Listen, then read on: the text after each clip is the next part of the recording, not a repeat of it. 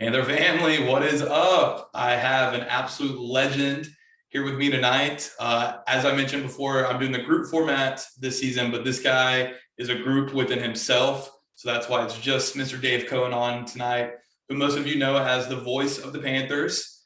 He's been doing that for 40 years. He started with basketball. He's called virtually every single football game. Well, really every single football game. This guy is really needs no introduction. That's why I'm not going to go into much of one. Those of you that don't know Dave or have never heard of him through this interview, you're going to get to know him pretty darn well. So we'll go ahead and start with the questions here soon. But before we do, Dave, I'll let you kind of introduce yourself a little bit to the people that may not know you. But again, I doubt that's too many people. Well, you're too kind. And yeah, this is going to be the 40th season following Georgia State basketball, my 13th with Georgia State football. And, we've always done a select number of Georgia State baseball games over the years. And, it's been a wonderful ride. I got to Georgia State in 1982, right out of high school, no spring break in between. And I got involved in the radio broadcast at Georgia State. And I was really kind of the backup guy when I first got here. Brent Weber, who's still a friend of mine to this day, was the radio voice of the Panthers back in the, I guess, late 70s, early 80s. We became friendly. He kind of took me under his wing and showed me the ropes. And then upon his departure, I took over, never in a million years thinking that I would still be here 40 years later. And I worked full time in radio in Atlanta for about, 12, 13 years. And but all the while, still maintaining my connection and my employment with Georgia State with regards to broadcasting games. And so I've seen the program, rise from what it was in 1982, where it literally existed in 5 little offices on the first floor of the Georgia State Sports Arena, with mainly basketball and baseball and a few other sports, to where it is now. Which is, again, a team that's, we would say one of the top programs in the Sun Belt Conference, which is now one of the top group of 5 programs. Never in a million years back in the day did we think we would see football. And then I think of that sometimes when I'm out at, whether it's game night or whether I'm at practice and I'm sitting at Center Park Credit Union Stadium, and it's like, wow, whoever in a million years would think that Georgia State athletically would be where we are today. And back in June, I got to take a tour and do a video of the new Convocation Center. And I'm like, I've been in that Georgia State sports arena since the spring of 1982. It's the only arena that we've ever known for Georgia State. And to see the Convocation Center, it's like, wow. So it's been a great ride. I am a Georgia State alum. I graduated in 94. So as I tell people, it's not just a job. I mean, I do have an emotional connection to the program. And having seen where it was when I got there to where it is today is really quite amazing, to be honest with you. Over the 39 years, this is the 40th for me. Oh yeah. No, I think your description of it is perfect. The literally existed. I almost want to turn that into a t-shirt. But yeah, like you said, we went from literally existing to being a top program in a conference that, is very well on its way. And in my mind, pretty much already the top group of 5 conference out there. So to see that kind of growth over 40 years, which, to a younger person may sound like that's such a long time, but 40 years in the grand scheme of things is not a long time to see that kind of growth out of a sports program like that, especially the football team. We'll kind of get on that a little bit later, the growth that the football team has seen in such a short time. But so, that was kind of the first question was, how did that growth look like? Did you ever expect when you first started calling games at that sports arena that one day you'd be calling games at an arena like the Convocation Center, in any time? Was that any thought that ever crossed your mind? I knew somewhere down the line Georgia State was going to have to build a new facility for men's and women's basketball. Mm-hmm. The sports arena, which I don't want to take all of the credit, but on the outside of that building, it used to say Physical Education Complex. And I remember telling our athletic director at the time, nicely, it just doesn't sound very big time or professional for me to say, hi again, everyone. Tonight from the Georgia State Physical Education Complex, Panther basketball is on the radio. So I said, I'm going to start calling it the Georgia State Sports Arena. It flows. It gives you, for anybody who's never been in the building, it gives them a visual of an arena as opposed to a third floor gymnasium. You've been in it, you know what I'm talking about. Right. I didn't even realize until, I don't know, a year or two later, one day I was walking across the plaza from Urban Life. They went up there and they took down Physical Education Complex and they put Sports Arena up there. Now, I don't know if they did that just because of what I told our AD, but I thought it was kind of cool that they did change the name. But, when I first got to Georgia State, that building was the recreation building.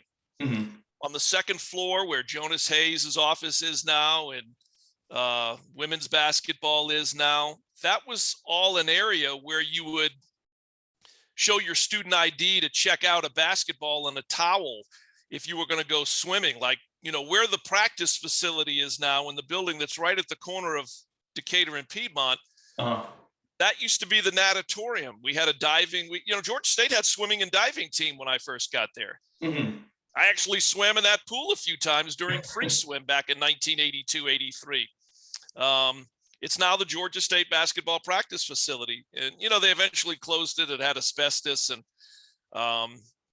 so Georgia State actually was almost like the wicked stepsister in its own building, because it was the building was run by recreation. Mm-hmm. Basketball and athletics had a little suite of 5 offices on the first floor. And that's where the entire athletic department existed when I first got there. Matter of fact, Lefty Drizel's first office in the sports arena was the largest of the 5 offices that, when I first got there, our athletic director at the time had his office in there. So eventually they built new offices when Lefty and his staff got there. Eventually recreation built the new recreation building that on Piedmont. Mm-hmm. And athletics took over, for the most part, the operation of the rec building and turned it into, as I named it, the Georgia State Sports Arena. Again, I'm not taking total credit. I just felt it sounded better on the radio. But I knew eventually there's no way, when you look at our facilities, and one thing I've always said openly is our biggest challenge has been facilities. If we ever wanted to move above and beyond the old Transamerica Athletic Conference or the Atlantic Sun or even the Colonial Athletic Association, that we were going to have to improve all of our facilities. Now, some of it happened in kind of a happenstance way, because nobody knew the Braves were going to up and leave Turner Field and bolt and build Truist Park. I mean, what a blessing for Georgia State. Otherwise, as I throw out there as a rhetorical question, where would we be playing football? Seriously, yeah. And now that that deal went down and we got the property, we're able to build the new Convocation Center, which is a beautiful facility, as you know. Right. We're going to eventually build a baseball, softball complex. So what was once one of our biggest challenges, because where do you find land downtown Atlanta to build these facilities? Right. Without something like the Braves bolting in the cover of darkness to Truist Park, how was that ever going to happen? We were so lucky in our own way that happened. But in order to compete anywhere above and beyond where we were all those years, throughout the 80s, throughout the 90s, throughout the early 2000s, eventually we were going to have to build a new facility, because you look around, even in the Sun Belt, there's an arms race in the Sun Belt right now in football, baseball, and basketball facility, competition with what you see around the rest of the league. The Convocation Center will put us right up there with the best in the Sun Belt. I think Center Park Stadium does that already. As the Center Park Stadium will always be a work in progress, right? Because of its history. And eventually, when baseball and softball get that complex built on the old Fulton County Stadium site, I think Georgia State will be right where it belongs with regards to athletic facilities and being on par, and even better in some instances, being able to compete, at least in the Sun Belt. Mm-hmm. Yeah, no, that baseball and softball facility looks gorgeous, especially with the skyline in the background and everything. Convocation Center, like you said, it's right up there at the top of the conference. It's something that if you Been Morris told me not to, but I unfortunately pay attention to those Twitter trolls every now and then, and that's something they really hound Georgia State for, is some of the facilities that we have. And it's something that in the past, there wasn't much of a defense, as you've kind of highlighted. It was kind of like, yeah, you are right. This does look like a high school gym or whatever it is. Right now, you can boast, hey, we have the success, and the success brings these nicer facilities, and now what are you really going to hound us for? So well, the difference there is too, if you look around even the Sun Belt Conference, we're the largest market university. As I said, it's not easy to find available and affordable land in the middle of Atlanta, Georgia, to build athletic facilities. Right. We're not Troy, Alabama. We're not Mobile. We're not Statesboro. We're not Monroe, Louisiana, or Lafayette, Louisiana. Yeah. I mean, just go through the entire Sun Belt: Conway, South Carolina; Boone, yeah, Harrisonburg, Virginia. Cajun Dome can fit like 4,000 people in it or something. It's in this insane number, and they never sell it out. But it's because they have so much land space that, of course, they would, build this incredibly impressive, basketball arena. So well, the thing about the Cajun Dome is the Cajun Dome, if my memory serves me correct, is not owned by the University of Louisiana. Oh, okay. It's operated by the University of Louisiana. But the Cajun Dome to Lafayette is what State Farm Arena is to Atlanta. Gotcha. Okay. That makes more sense. And yeah, I didn't know it was it's hosting university. Yeah, it's hosting concerts. It's hosting monster truck shows. Anything that comes through Lafayette that needs an arena, right, that's where it goes. But I believe that that Louisiana it operates or co-operates the building. Okay, gotcha. Okay, cool. So yeah, this kind of segues into the next question. This is just a little quick one because I just was a little curious, and I know you'd be able to give us good insight. So what other schools have like the nicest press boxes, or at least the most enjoyable to go call a game at, or whatever it may be? What's the best experience when you're going on the road? Well, in the Sun Belt, of course, anytime you play a Power Five, you kind of know what to expect. I'm sure it's going to be nice at South Carolina. The view out of the press box or the visiting radio booth at Auburn last year was not great. I was forewarned about that, but still very, very nice facility. But the Power Fives that we've played at, whether it's been Camp Randall at Wisconsin, University of Oregon, University of Washington, I can still remember looking out the radio booth at the University of Washington, and you had water to your right. The bay was right out to the right, and people literally the ones that could afford it, would boat into the stadium. They would come and dock their boat and walk into the stadium. So that was a really picturesque, scenic view out our radio booth. Boone, North Carolina, they've done a really nice job up there at Appalachian State with regards to the visiting radio booth and the press box up there. Across the board, there are some that are a little older, like Louisiana Monroe. They're nice, but they're not as nice as some of the newer facilities. Right. I know South Alabama's got the brand new football stadium. Can't remember. I don't think I've been in there yet because of COVID. We did that game broadcast remote the last time we played down there in Mobile. But again, you can't go wrong at most of the Power Fives. Yeah. They're all very spacious, all very nice, and they're getting better. As I said, everybody is making improvements in their facilities across the landscape in college athletics, the Sun Belt included. Right. Yeah. Okay. Yeah. No, I could have honestly guessed the Power Fives, have the nice facilities. Obviously, those stadiums are huge and just have plenty of amenities and things like that. But the you saying Boone wasn't too shocking either. I could imagine the view can be kind of beautiful depending on what time of year you're going up there. Especially this year, I think it's mid-October, so it should be pretty beautiful up there at the time. So depends on when you're up there. Yeah, I've been up there. Back under Nick Arbuckle when he was quarterback, I remember going up there and we played in a driving snowstorm. Yeah. And the final score, which is cool, but not as like beautiful of a scene. Yeah. Right. Now, a great view was when we were out in Arizona. What was it? 3 years ago for the Arizona Bowl, the Nova Home Loans Arizona Bowl.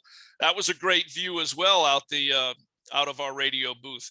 I meant to say in basketball, I've been to some pretty cool places over the years, and I'm trying to remember back over 40 years. I can remember doing a game at the Pit in New Mexico when Lefty Driesell was Oh, coaching, nice. which was really kind of cool because I had seen the Final Four. That's where NC State on the Lorenzo Charles dunk beat Houston, in that exciting finish. So that was kind of cool to be at the Pit. Obviously, I'm not a Duke fan, and I missed our first trip to Duke. RJ Hunter's freshman year, we played the Blue Devils at Cameron, but I was with football at Maine for Bill Curry's last game as head coach. So I had to send another guy to do that game. So now it's been, 2-3 years ago, the last time we played at Duke, I got to go to Cameron Indoor Stadium. And whether or not you're a Duke fan, it's still a historic building. Right. So I thought it was definitely a checkbox for me with regards to arenas. The one game that I look back at that I wish that I had gone to, my very, very, very first year at Georgia State, when I was part of the broadcast, but I did not travel to every game. Georgia State played North Carolina when Michael Jordan was there at the old Carmichael Auditorium. We lost by 40, 95-55. But I wish, in hindsight, that I had been able to make that game. The guys brought me back a media guide, which I still have, but it's one of those I wish that I had been able to make that trip. Yeah. And witness that. That's too cool. I had no idea that they played UNC when Jordan was there. That's too cool. Yep. Losing by 42 sounds about right. That was back in the day. Right. Cool.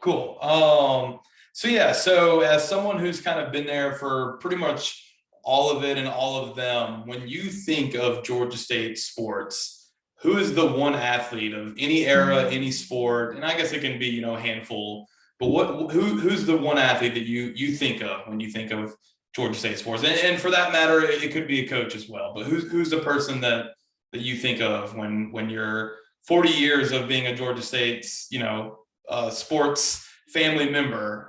Who do you think of? Can I only mention one person? That's what I'm saying. You can certainly mention, multiple for sure. Okay. Yeah. As I think back when Georgia State was a basketball school, the first significant hire, and I did a Panther Insider podcast with him last year at his house, which was kind of cool, was Bob Reinhardt. Younger fans may not remember Bob, but Bob was really the first significant hire, and he led Georgia State to that first NCAA tournament in 1991 when they played Arkansas in the old Omni.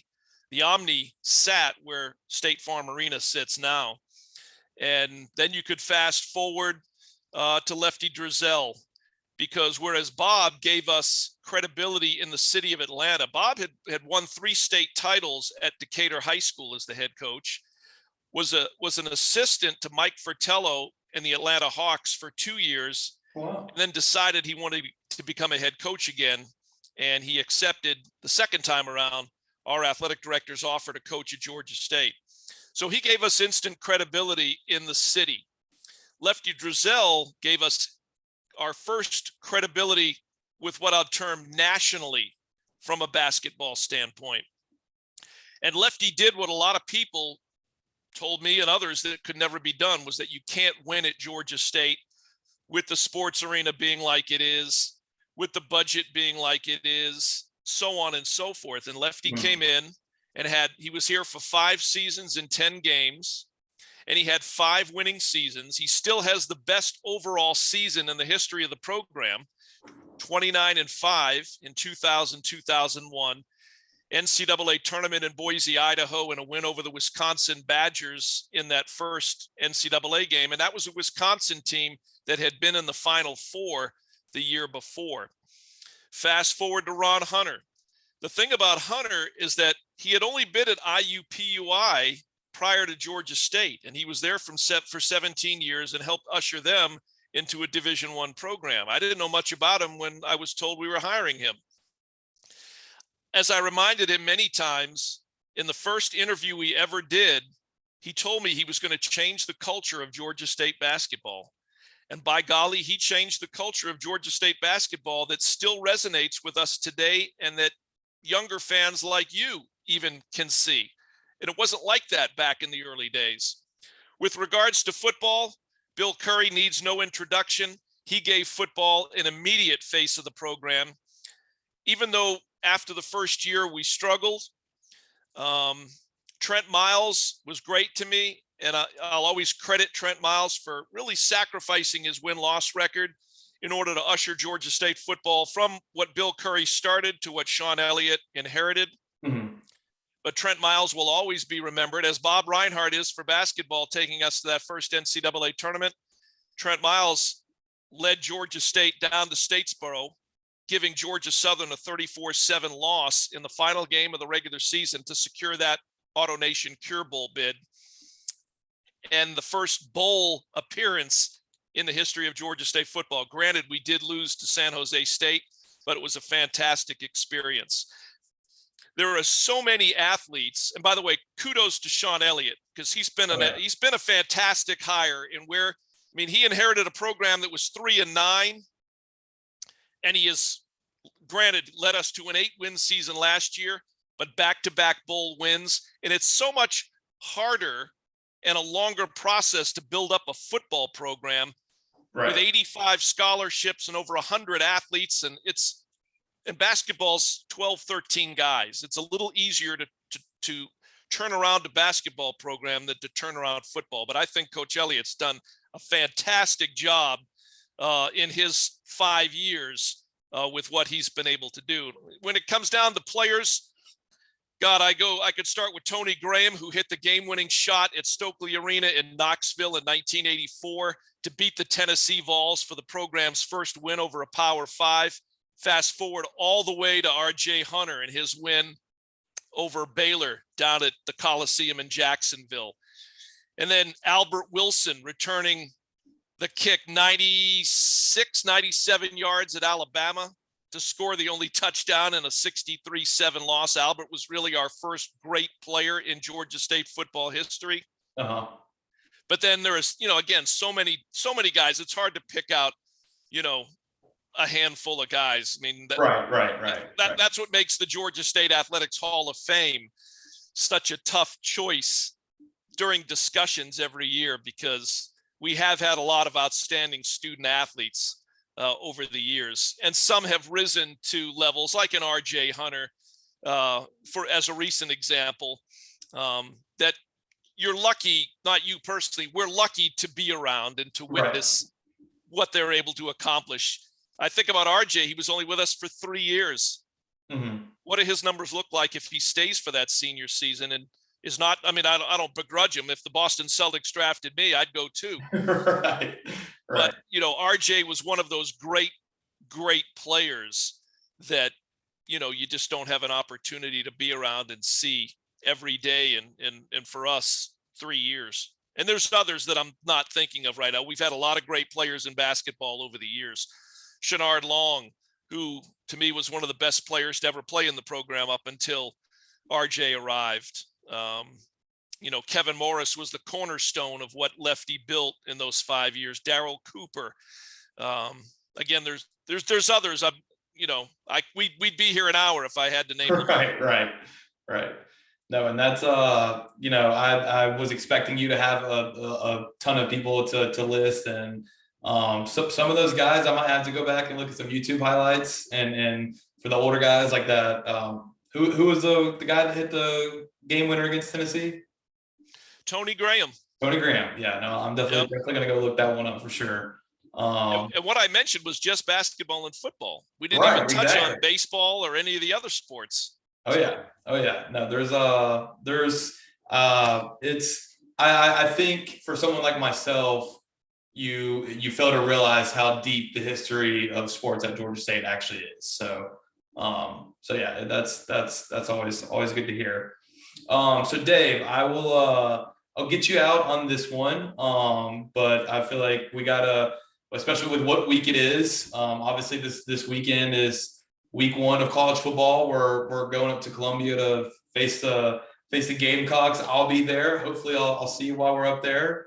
But I just want you, as someone who has called every single game, has been here for the obviously the many years leading up to it. Can you kind of talk about and explain what the process looked like and how it felt the years leading up to us getting the football program, and then just kind of how it looked after that? Because I think for someone like myself, when I first got into sports, Georgia State didn't have a football team, obviously. So now that we're a football team that according to a lot of reputable, respectable sources, are saying that Georgia State could be a dark horse Sun Belt champion this year. So that growth is pretty quickly. So could you kind of highlight and talk about what that was behind the scenes, what it felt like? Yeah, for years it was known as the F word on campus, and it really was not to be brought up around our then president in athletic board meetings. And I was in some of those meetings, even though I was never a massive donor.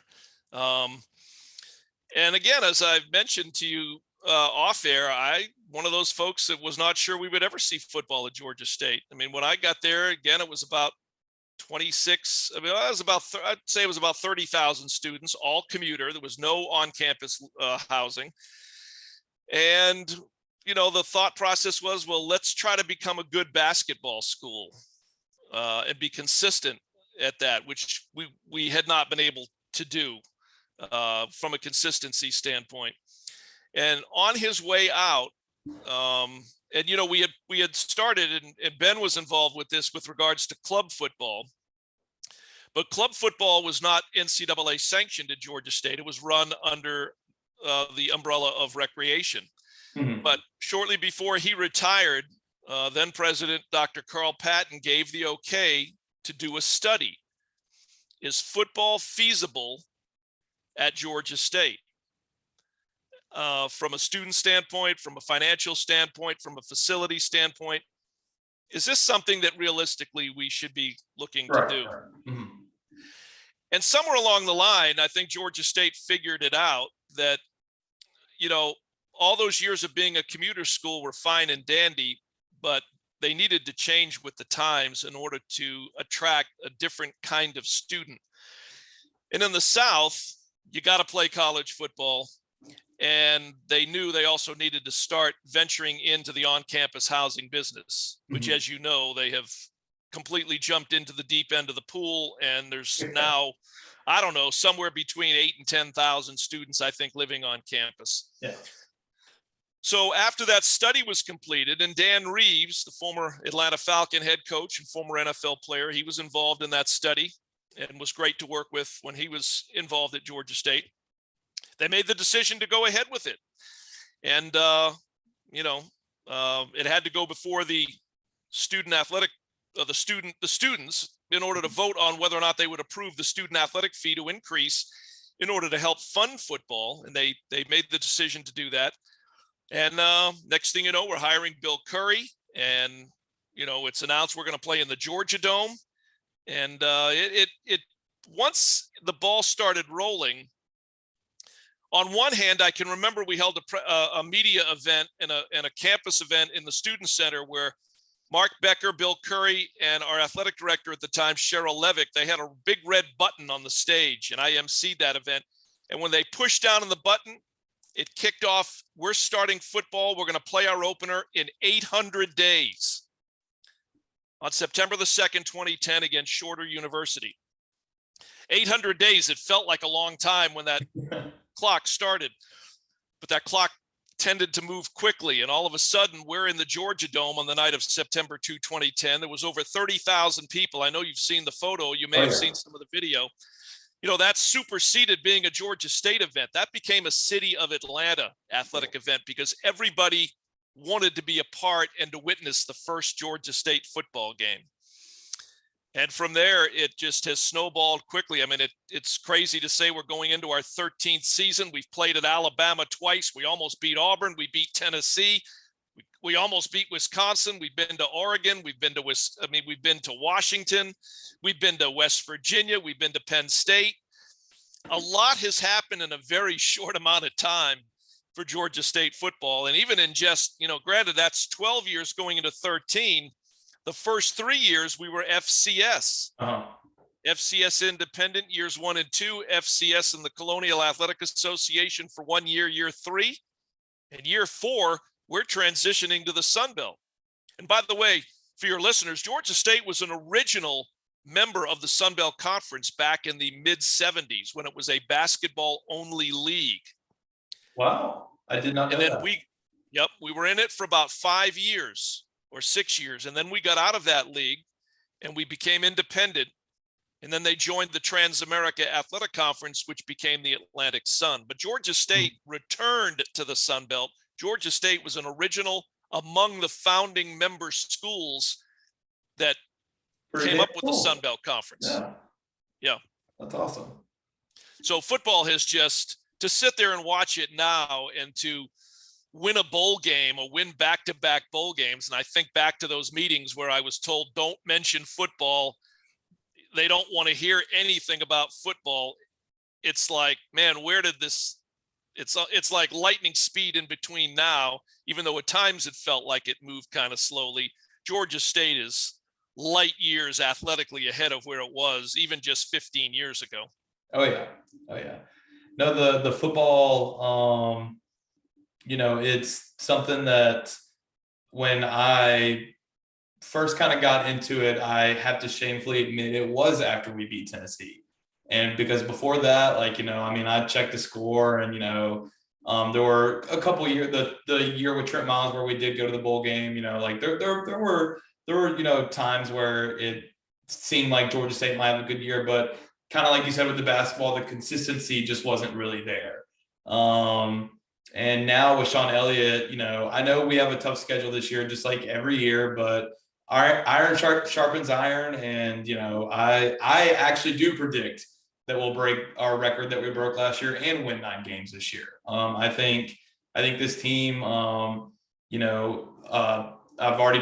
a group of the offensive players for the first episode this season, a group of the defensive players the second episode. And it was the same rhetoric from all of them of that they know what kind of talent they have on their roster and what they can accomplish. And it's, not taking anything away from the guys that suited up, September 10th, 2010, but to see the program go from that to what it is today in the short amount of time it did, it just makes me, just giddy. I'm just excited because it's the future. The future is very bright. So we all need to get some shades. So yeah, I just always try to remember and remind people that we are where we are because of the people and the players and the coaches that did come before us. Right. Exactly. And the athletic directors that came before us. I mean, we are where we are because everything has been compounded. We didn't all of a sudden just win back-to-back bowl games. Right. Exactly.